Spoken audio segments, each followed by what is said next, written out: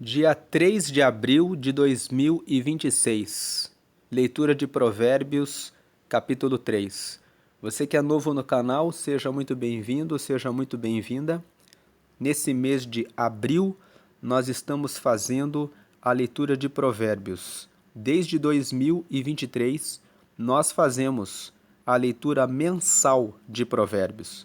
O livro de Provérbios é um livro que traz ensinamentos para a sabedoria. São palavras que foram deixadas por Deus usando a pessoa do rei Salomão para trazer esses ensinamentos. Deus usou o rei Salomão para escrever esses ensinamentos que nos trazem um caminho de felicidade, realização, sucesso, alegria, satisfação.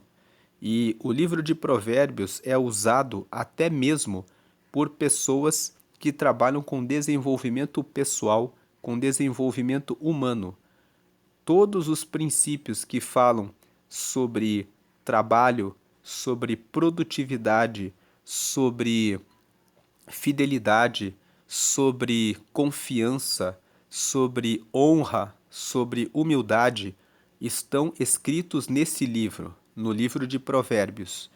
Então, a leitura, a meditação no livro de Provérbios traz uma vida de satisfação para aqueles que meditam e põem em prática os ensinamentos desse livro. E Provérbios tem 31 capítulos. Então, se você ler um capítulo por dia, você consegue ler todos os meses esse livro e crescer na sua vida pessoal, familiar, espiritual, na sua saúde, nos seus negócios, em tudo que você faz. Vamos então ler Provérbios, capítulo 3, e você está vendo no topo da tela que nós estamos usando a Bíblia na versão da King James atualizada. A Bíblia, ela no original, no Antigo Testamento, ela tem o texto em hebraico. O Novo Testamento, ela tem o texto original no grego koiné, que é o grego comum. Mas as pessoas fizeram traduções. E aqui nessa tradução aqui da King James, eles colocam alguns títulos. E você está vendo aqui, já entrando no versículo 1, que eles colocaram aqui um título: O sábio ama e obedece a Deus. Esse foi o título que essa versão da Bíblia, a King James atualizada, colocou. Mas se eu tivesse que colocar um título em Provérbios capítulo 3, eu diria que o título é O Favor do Senhor. E por que eu colocaria o favor do Senhor? Porque Provérbios capítulo 3 fala que existe um conceito chamado o favor do Senhor, o favor de Deus. O que é favor? É quando alguém faz uma coisa gratuitamente e com boa vontade por nós. Se eu peço um favor para você, eu estou pedindo que você me faça de graça e que você me faça com boa vontade, pela sua bondade. Então, o favor do Senhor é exatamente isso, quando Deus nos faz algo que Ele nos dá gratuitamente, em razão da bondade dEle. E Provérbios, no capítulo 3, nós vamos ler aqui já, fala que se nós buscamos a sabedoria e nós lembramos de Deus e colocamos Ele em primeiro lugar, reconhecendo Ele em todos os nossos caminhos, Ele olha para nós pelo nosso esforço de buscar a sabedoria e Ele nos dá o seu favor. E o favor de Deus consiste em várias bênçãos que nós vamos ler agora. Então, se eu tivesse que dar um título para Provérbios 3, eu diria O Favor do Senhor, ou alguma coisa do tipo Como alcançar o favor de Deus, como conquistar as bênçãos de Deus. Poderíamos dizer assim, mas aqui eles colocaram a King James colocou: o sábio ama e obedece a Deus. O sábio, a pessoa que tem sabedoria, ela ama a Deus. Ela faz tudo para agradar a Deus e ela, a pessoa sábia, obedece a Deus. Esse foi o título que eles colocaram aqui. Então vamos ler Provérbios 3. Filho meu, não te esqueças das minhas ordenanças, mas permite que o teu coração guarde os meus mandamentos. 2. Porquanto, a palavra porquanto significa porquê. Então, porque eles prolongarão a tua vida por muitos anos e te concederão plena prosperidade e paz. Aqui no versículo 2, nós já temos o primeiro favor de Deus. No versículo 1, se você não esquecer dos mandamentos, das ordenanças de Deus, mas você permitir que o coração guarde os mandamentos de Deus, você vai ter prolongamento da sua vida. Você vai ter longevidade. Você vai ter muitos anos de vida. E você vai ter plena prosperidade e paz. Esse versículo 2 já fala a respeito do favor de Deus. Se você honrar a Deus, você vai receber vida longa e você vai receber prosperidade e você vai ter paz. Todo aquele que obedece a Deus recebe essas bênçãos. Vida longa, prosperidade e veja que o versículo 2 fala plena prosperidade. Plena prosperidade significa em tudo, em todas as áreas da vida. Você vai receber a prosperidade e vai ter a paz. Versículo 3. Que a benignidade e a lealdade jamais te abandonem. Ata-as ao redor do pescoço, escreve-as na tábua do teu coração. 4. Assim encontrarás favor diante de Deus e dos homens, bem como boa reputação. O versículo 3 está dizendo que você seja uma pessoa do bem, que a benignidade e a lealdade jamais te abandone. Significa que a capacidade de fazer o bem e a lealdade, de você ser uma pessoa leal, uma pessoa fiel, que isso jamais te abandone. Atas ao redor do teu pescoço, escreve-as na tábua do teu coração. Em outras palavras, que você esteja sempre cercado de querer fazer o bem e de ser fiel. Por quê? Versículo 4. Assim, fazendo assim, encontrarás favor diante de Deus. Você vai ser bem visto diante de Deus. Deus vai estar favorável, querendo abençoar você. E você vai encontrar favor diante de Deus e dos homens, bem como boa reputação. Isso está dizendo que você vai ser bem visto diante de Deus e diante das pessoas. Então, Deus vai querer abençoar você e as pessoas também vão querer abençoar você quando você pratica o bem e quando você é leal, quando você é fiel. Então, seja uma pessoa que pratica o bem e que é fiel naquilo que promete, naquilo que fala, naquilo que diz. Agora o versículo 5. Confia no Senhor de todo o teu coração e não te apoies no teu próprio entendimento. 6. Reconhece o Senhor em todos os teus caminhos e ele endireitará as tuas veredas. 7. Não seja sábio aos teus próprios olhos. Teme ao Senhor e aparta-te do mal. 8. Isso se constituirá em saúde para o teu corpo e vigor para os teus ossos. Então, aqui nesses versículos 5, 6, 7 e 8, ele está dizendo: confia no Senhor de todo o teu coração. Ou seja, que a sua esperança, que os seus projetos, os seus planos, tudo aquilo que você pensa a respeito do que você vai fazer e do seu futuro, que você coloque isso na mão de Deus e que você não se apoie no seu próprio entendimento. Tem pessoas que são soberbas, arrogantes, prepotentes, altivas, que elas olham para a sua vida e dizem: eu vou fazer isso e aquilo, e esquecem de colocar Deus em primeiro lugar. Mas quando você põe Deus em primeiro lugar, quando você coloca o seu coração para Deus, Ele mostra o melhor caminho. E quando você coloca os seus planos, projetos na mão de Deus, Ele orienta para o caminho do sucesso, da realização, do resultado que você espera. Então o 6 fala assim: reconhece o Senhor em todos os teus caminhos, e Ele endireitará as tuas veredas. Se você tropeçou, fez algum plano, fez algum projeto que você não colocou Deus e deu errado, o versículo 6 está dizendo: você pode mudar a rota, você pode reconhecer o Senhor agora.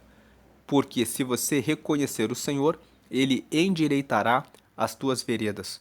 O que estava torto, Ele pode mostrar como que você pode corrigir e consertar esse caminho.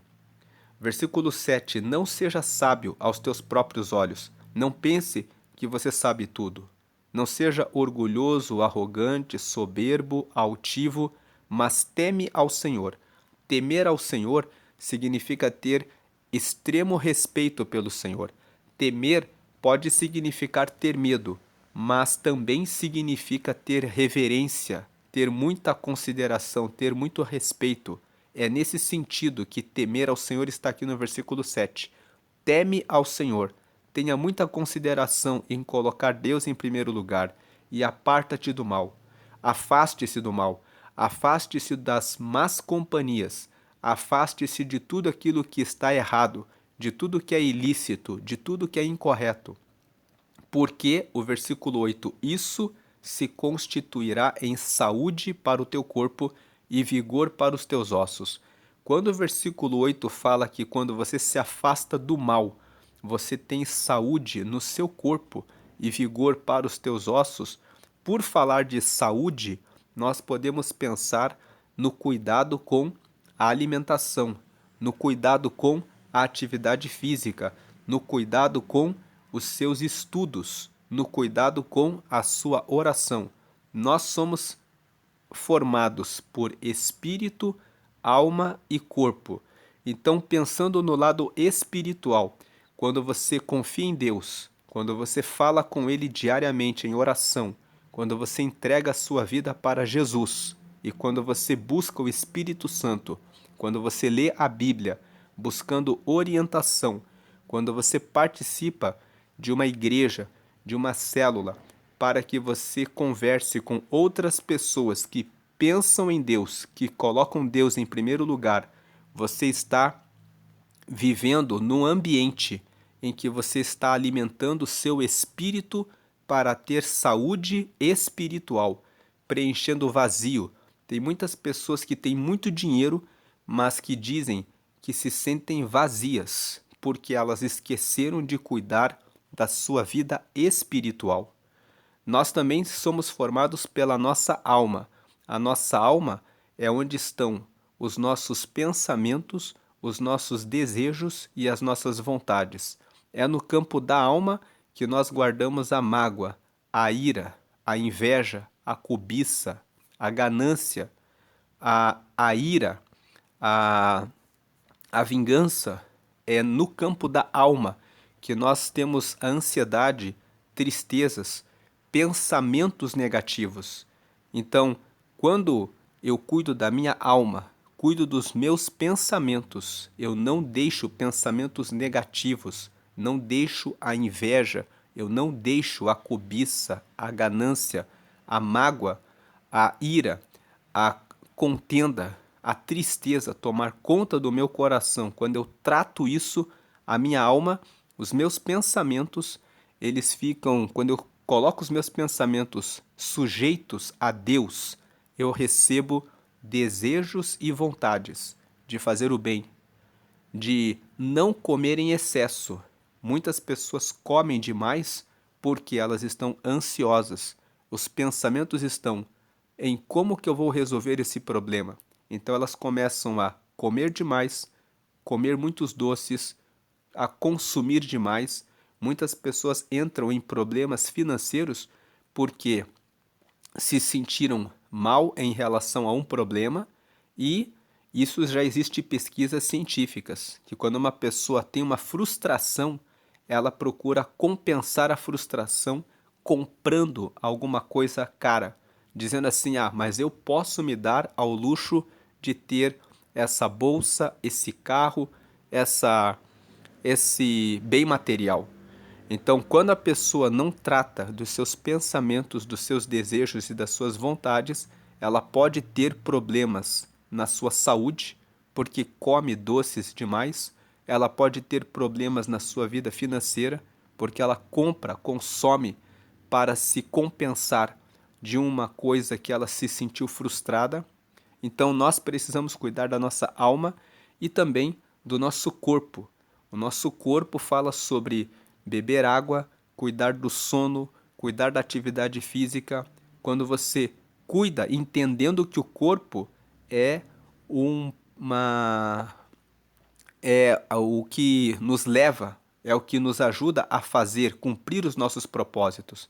Então Deus nos dá o corpo para que nós cuidemos do nosso corpo. A sabedoria fala que nós devemos cuidar da nossa saúde. Então aqui do versículo 5 a 8 é isso. Quando você confia no Senhor, quando você cuida do seu espírito, da sua alma e do seu corpo, você vai ter saúde para o teu corpo e vigor para os teus ossos. Agora o versículo 9. Honra ao Senhor com teus bens e com as primícias. Primícias fala a respeito daquilo que vem por primeiro, com aquilo que é o melhor, com a melhor parte. Honre ao Senhor com os teus bens e com a melhor parte de todos os teus rendimentos. 10. E se encherão com fartura os teus celeiros, assim como transbordarão de vinho os teus reservatórios. Aqui os versículos 9 e 10 falam sobre honrar a Deus. Deus, ele deve ser honrado também com aquilo que nós recebemos. Você pode colaborar com ofertas para os trabalhos sociais da igreja, você pode colaborar com os dízimos, que correspondem a 10% de todos os seus ganhos, para que a igreja tenha recursos para que ela possa manter a estrutura, para que pessoas possam entrar na igreja e conhecer a Deus. Mas o dízimo, afinal de contas, é bíblico ou não é bíblico?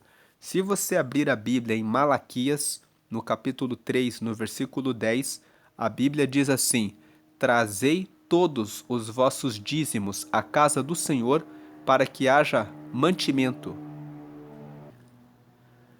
E depois fazei prova de mim, se eu não vos abrir uma janela dos céus, que dela venha a maior abastança. O que significa esse texto? Significa: tragam as ofertas, tragam o dízimo de todos os rendimentos que vocês têm até a casa de Deus, para que ela possa existir. O texto, na antiguidade, os levitas eram os sacerdotes e eles viviam com esses dízimos. Muitas pessoas atualmente são bivocacionadas. O que é uma pessoa bivocacionada? É uma pessoa que durante o dia ela trabalha como qualquer outra pessoa e nos finais de semana e nos cultos da noite ela leva a palavra de Deus. Essas pessoas são chamadas de bivocacionadas. Elas têm uma vocação que é profissional e uma vocação sacerdotal. Mas tem muitas pessoas que dedicam o seu tempo integralmente para fazer a obra de Deus. São pessoas que, ao longo do dia, fazem visitas nos hospitais, fazem visitas nos presídios, cuidam da parte administrativa da igreja, fazem visitas nas casas para as pessoas. Então, essas pessoas, elas vivem daquilo que é depositado na igreja. Então, os dízimos cobrem aqueles que são pastores que são de dedicação exclusiva para o ministério. Existe a necessidade de pessoas com dedicação exclusiva? Uma pessoa que tem dedicação exclusiva pode ficar mais tempo na oração, mais tempo no jejum, mais tempo meditando na palavra e mais perto de Deus. Então, isso traz e também ela tem mais tempo, disponibilidade de tempo, para ir para as casas durante o período da manhã, durante o período da madrugada, quando alguém falece e a família precisa de um conforto, às vezes a pessoa está com os parentes longe, então ela pode contar com esse apoio da equipe ministerial. Então, se você tem alguma resistência com relação aos dízimos e com relação às ofertas, é melhor que você não colabore, porque o versículo 9 e o versículo 10 está dizendo assim: honra ao Senhor com teus bens e com as primícias de todos os teus rendimentos. E existe uma promessa no versículo 10: e se encherão com fartura os teus celeiros. Então ele está dizendo que se você honra a Deus, você vai ter prosperidade. Você não vai ter falta daquilo. Assim como transbordarão de vinho os teus reservatórios. Ele está dizendo que não vai haver falta de nada. Se você sente que você está em falta, então não colabore. Porque se você colaborar sentindo a falta, você não vai estar honrando a Deus. Porque Deus, ele observa qual a intenção do nosso coração. Você doar, você oferecer alguma coisa para Deus com aquela preocupação de que vai faltar. Então, não faça essa doação, não entregue esse dízimo, porque honra é aquilo que nós damos porque nós reconhecemos, Ele é o Senhor. Então eu vou dar isso a Deus. Tem um detalhe nesse versículo 10. Existe uma promessa aqui. Então você pode orar a Deus e dizer: Deus, o Senhor sabe que eu estou honrando ao Senhor. Você vai receber a bênção de Deus. Porque Deus, ele honra aqueles que honram a Ele. Mas existem outras pessoas que até querem dar, mas não confiam nos pastores. Se você é uma dessas pessoas, então colabore com uma viúva, com um órfão, com uma instituição de caridade. Faça uma ação social que ajuda alguém que precisa de você. Diga para Deus: Deus, eu não consigo honrar dessa forma, mas eu reconheço que o que eu tenho vem do Senhor.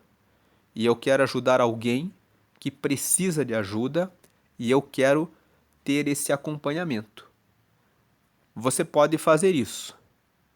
Você pode fazer isso porque é uma forma de você se sentir bem, no sentido de que você está fazendo a sua parte, ajudando alguém, e que você pode ver onde está indo o recurso. Estamos vivendo tempos em que existem muitos escândalos, muitos desvios de verba da igreja, muitas pessoas que se aproveitam do dinheiro da igreja. E, naturalmente, algumas pessoas ficam desconfiadas, mas não deixe que a sua desconfiança impeça você de fazer alguma coisa que ajuda alguém. Procure alguém que você sabe que precisa e que você pode ajudar. Você pode, por exemplo, pagar os estudos de alguém que você sabe que não tem o recurso e você tem. Você pode dizer: Deus, eu quero honrar ao Senhor, eu vou pagar os estudos dessa pessoa. E essa é a forma de eu ajudar alguém que está perto de mim.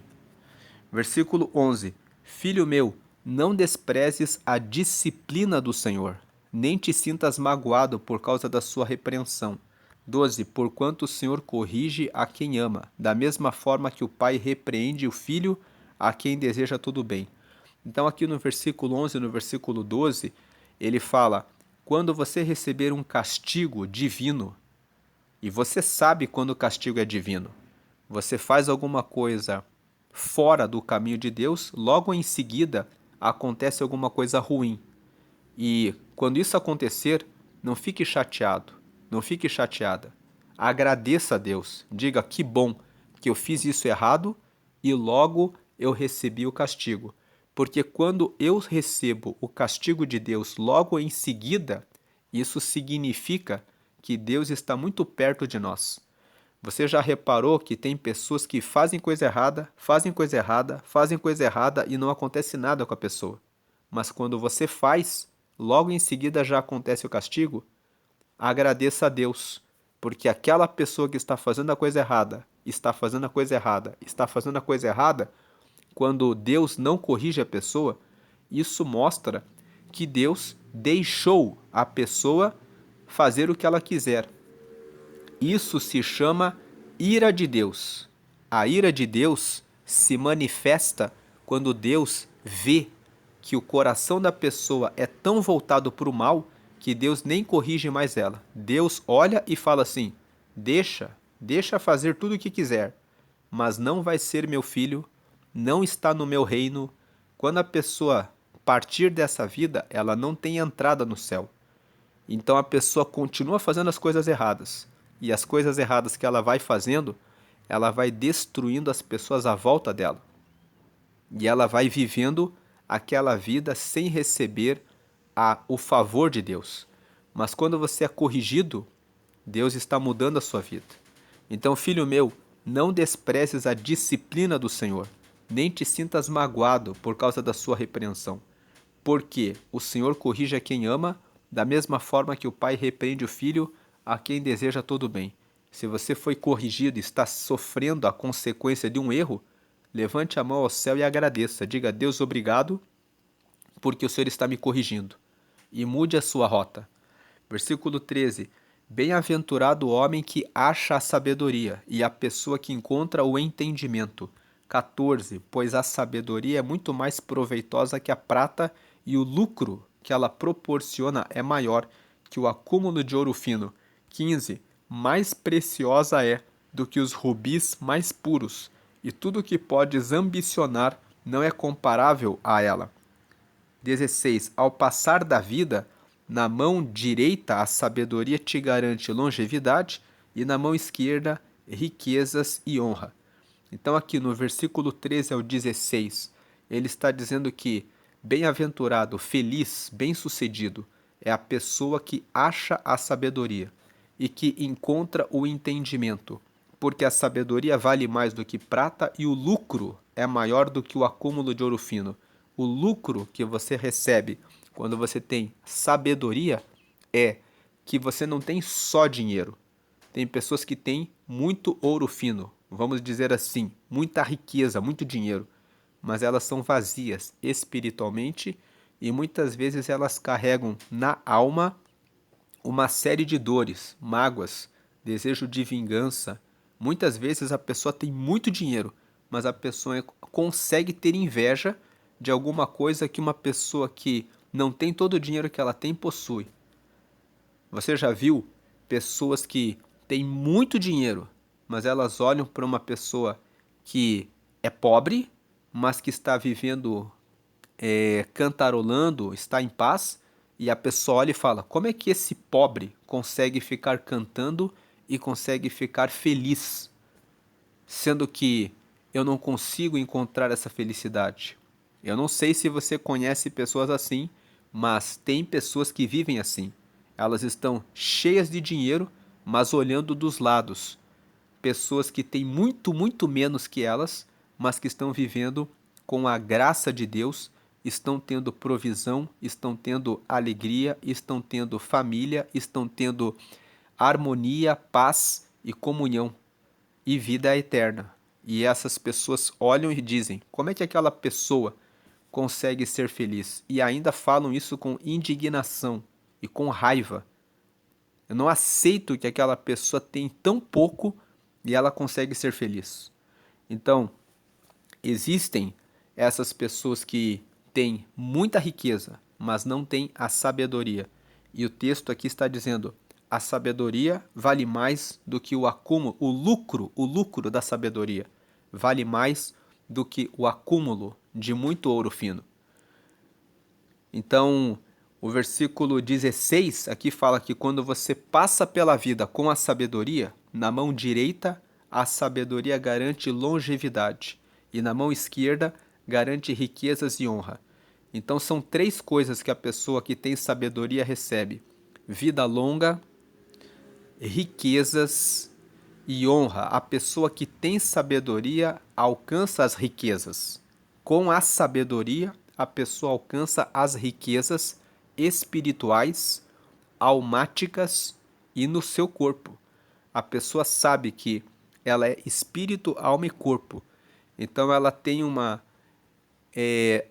felicidade e riquezas de maneira completa, não só no campo financeiro. Ela recebe a prosperidade, a riqueza na sua vida financeira, ela recebe a riqueza na sua vida espiritual e ela recebe a riqueza na sua saúde física. E riqueza aqui não é a pessoa ter milhões e milhões na conta bancária.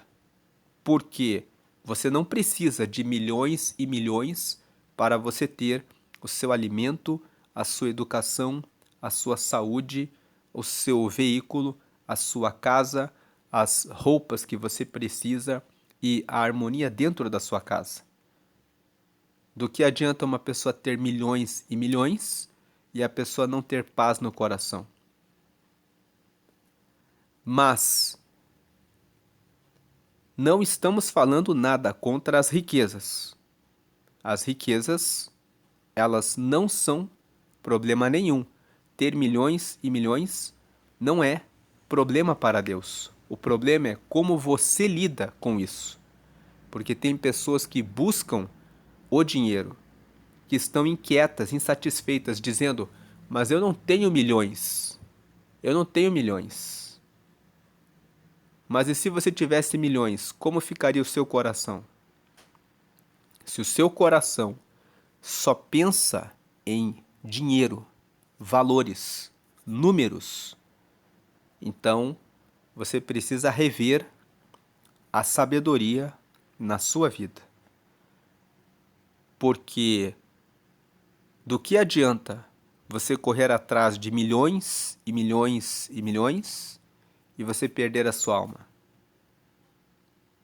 Se você recebe os milhões e você usa esses milhões para os projetos de Deus, então esses milhões na sua mão estão produzindo diferença e produzindo resultados que Deus quer que usar você para que isso aconteça na terra.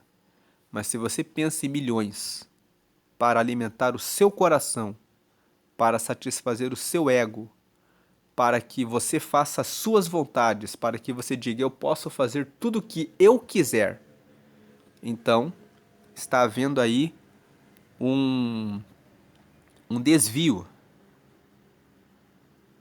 da sua vida. O livro de Provérbios fala que o princípio da sabedoria é o temor ao Senhor. Então, o princípio da sabedoria é você ter o respeito absoluto e extremo pelo Senhor. A vida não é sobre alcançar patrimônio, bens que ficam aqui, mas é sobre você ter um relacionamento com Deus em que as riquezas que são confiadas na sua mão são usadas para o desenvolvimento de projetos e planos de Deus. Agora o versículo 17. Os caminhos da sabedoria são veredas agradáveis, e todas as suas trilhas conduzem à paz. 18. A sabedoria é a árvore que oferece vida a quem a abraça. Quem a ela se apega será muito feliz. 19. Por meio da sua sabedoria, o Senhor firmou os alicerces da terra. Por seu entendimento, ele fixou no lugar os céus. Então aqui o versículo 17 e 18 falam que os caminhos da sabedoria são caminhos agradáveis, e todas as trilhas da sabedoria conduzem para a paz. Versículo 18. A sabedoria é como uma árvore que oferece vida a quem a abraça. Quem a ela se apega será muito feliz. 19. Por meio da sua sabedoria, o Senhor firmou os alicerces da terra, por seu entendimento ele fixou no lugar os céus. O versículo 19 está dizendo que até Deus, que é o Todo-Poderoso, que é o Senhor, quando ele criou todas as coisas, ele usou a sabedoria. 20. Pelo seu conhecimento, as fontes mais profundas se rompem, e as nuvens gotejam o delicado orvalho das manhãs e as chuvas de tempo em tempo.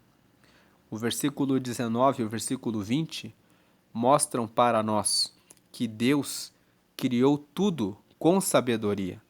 E se você contempla a natureza e vê todas as coisas que existem na natureza, a mudança do dia para a noite, o sol que desponta pela manhã e se põe, e a lua que aparece à noite, e as estrelas, quando você vê as estações do ano, quando você vê toda a criação dos animais, de tudo que Deus fez, que Ele fez tudo isso com sabedoria, você pode perceber que Deus, com a sabedoria dele, tem as respostas para tudo aquilo que você acha difícil.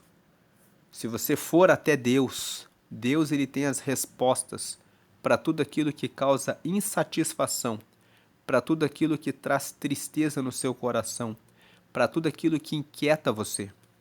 Ele criou todas as coisas com sabedoria. Ele tem toda a sabedoria para ajudar você a ter as respostas que você busca, que você procura. Versículo 21. Filho meu, não se apartem estes ensinos dos teus olhos. Guarda em teu coração a verdadeira sabedoria e bom senso. 22. Porquanto serão vida plena para a tua alma e valiosa joia ao redor do teu pescoço. Então ele está dizendo, se você guardar a sabedoria, essas lições, esses ensinamentos, quais são os ensinamentos que nós lemos nos versículos anteriores? Reconhecer ao Senhor em todos os caminhos, não se apoiar no próprio entendimento, colocar Deus em primeiro lugar em tudo que fizer, andar sempre com benignidade, fazendo bem, e com lealdade, sendo uma pessoa leal em todos os negócios que fizer. Você vai encontrar graça diante de Deus e diante dos homens. Esses são os ensinos que nós lemos nos versículos anteriores. Então, não se apartem esses ensinos dos teus olhos. Guarda em teu coração a verdadeira sabedoria e o bom senso. 22. Porquanto serão vida plena. Isso vai trazer vida plena para a tua alma, para os teus pensamentos, para os teus desejos, para as suas vontades. Você vai ter o coração em paz. Isso vai ser uma valiosa joia ao redor do teu pescoço. 23. Assim andarás seguro no teu caminho, e não tropeçará o teu pé. 24. Quando te deitares, jamais temerás, repousarás e o teu sono será tranquilo. 25. Não te afligirás com a iminência das calamidades, nem da ruína provocada pelos ímpios. Então aqui o 25. Você não vai se afligir quando ouvir notícias, a iminência das calamidades, quando ouvir notícias de que calamidades vão acontecer, nem da ruína provocada pelos ímpios. 26. Porque o Senhor é a tua segurança, em qualquer circunstância, e guardará os teus pés de caírem em ciladas. 27. Sempre que possível, não deixes de cooperar com quem precisa de ajuda. 28. Não responda simplesmente ao teu próximo, vai e volta amanhã, e eu te darei algo, se o tens disponível agora e podes ajudar. Então aqui o 27 e o 28. Se você pode ajudar a pessoa, ajude. 29. Não planejes o mal contra o teu próximo, que confiantemente mora contigo ou perto de ti. Esse versículo 29 fala sobre os vizinhos. Não planejes o mal contra o teu próximo, que confiantemente mora contigo ou que mora perto de você. 30. Jamais acuses ou demandes com alguém sem razão, especialmente se essa pessoa não te fez um mal evidente. 31. Não tenhas inveja de quem é violento, nem adotes qualquer dos seus procedimentos. 32. Porque o Senhor detesta o perverso, porém ao justo ele trata como seu grande amigo. 33. A maldição do Senhor está sobre a casa dos ímpios, mas ele abençoa o lar dos justos. Repare um detalhe no versículo 33. A maldição do Senhor está sobre a casa dos ímpios. Os ímpios podem ter uma casa, podem ter uma mansão, mas a maldição do Senhor está sobre a casa dos ímpios. Mas ele abençoa o lar dos justos. Você vê que na primeira parte ele fala sobre casa, na segunda parte ele fala sobre lar. Existe uma diferença entre casa e lar. Casa é uma construção, pode ser um casarão, e o lar fala a respeito da união das pessoas. Então a maldição do Senhor está sobre a casa dos ímpios.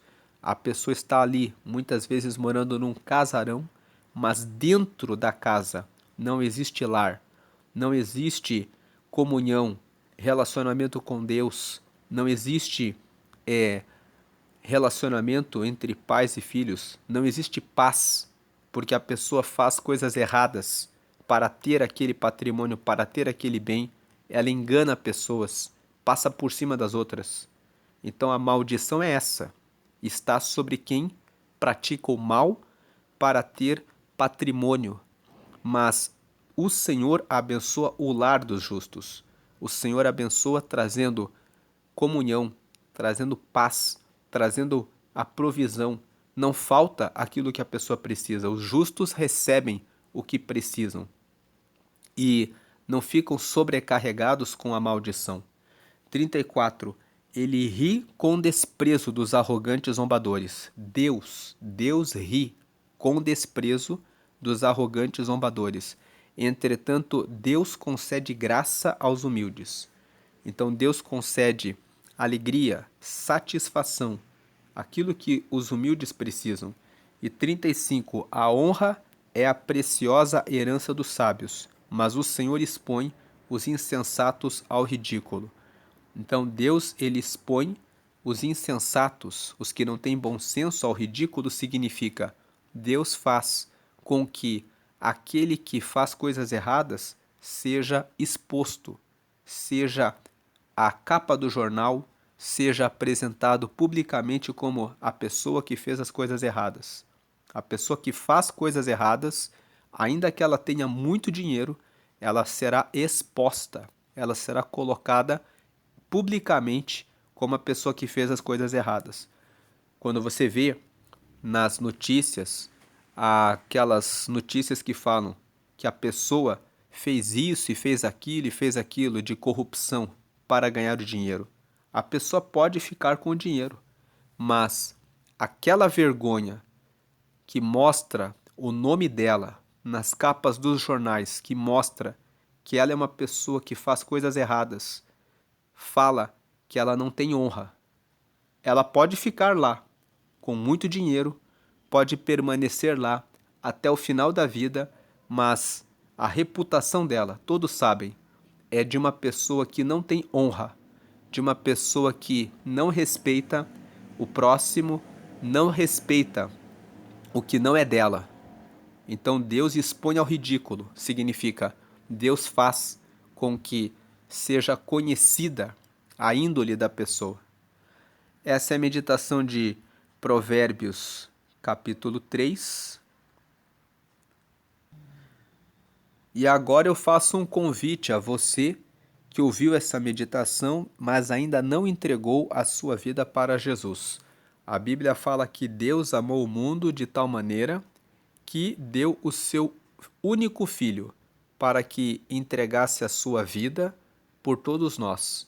Todo aquele que aceita a vida de Jesus recebe o perdão dos seus pecados, recebe o Espírito Santo, que é o próprio Deus morando dentro dela, e tem o seu nome escrito no céu, no livro da vida.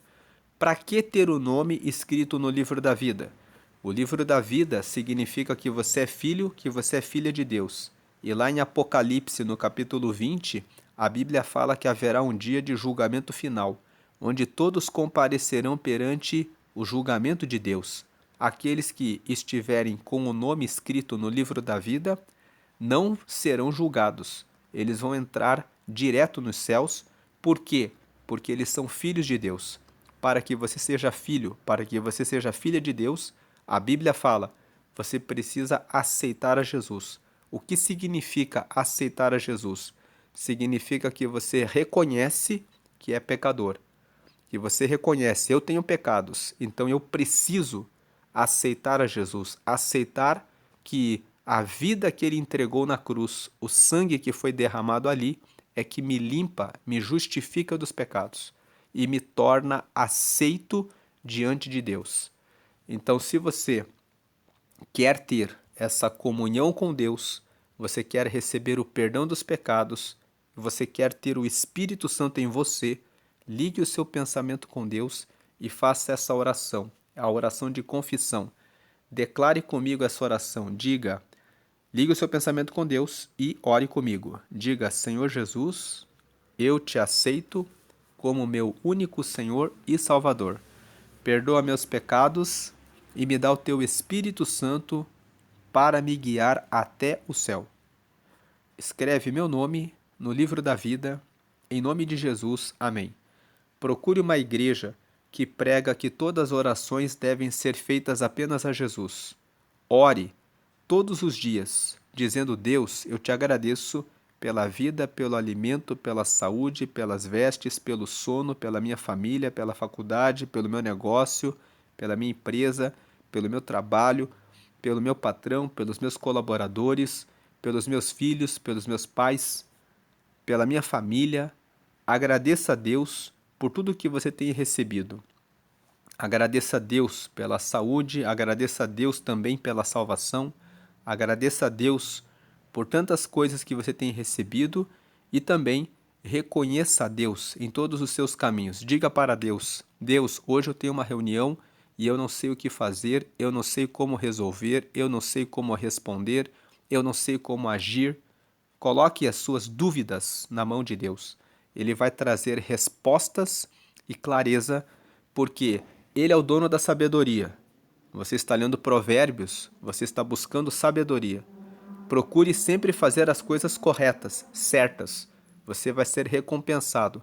Não tenha inveja daqueles que prosperam fazendo mal, porque cedo ou tarde eles vão receber os resultados das sementes que eles estão plantando. Então nunca siga no caminho daqueles que andam pelo caminho torto. Ande no caminho correto e você será recompensado, você será honrado por Deus. Nós lemos Provérbios 3 hoje, que fala do favor de Deus. Se você guardar os mandamentos, você terá vida longa, de paz, com riquezas e honra. E entenda, riquezas é não ter falta de nada. Ele vai dar aquilo que você precisa e aquilo que você necessita conforme conforme a fase da vida que você estiver passando, guardando você de se entregar para a ganância, para a ambição que desvia o coração totalmente de Deus. Deus abençoe a sua vida e dê glória ao Pai, dê glória ao Filho e dê glória ao Espírito Santo. Por que dar glória? Porque Ele tem abençoado a sua vida todos os dias, com todas as bênçãos que Ele tem sobre você. Então dê glória, e glória, e glória a Deus, hoje e sempre. Amém e amém.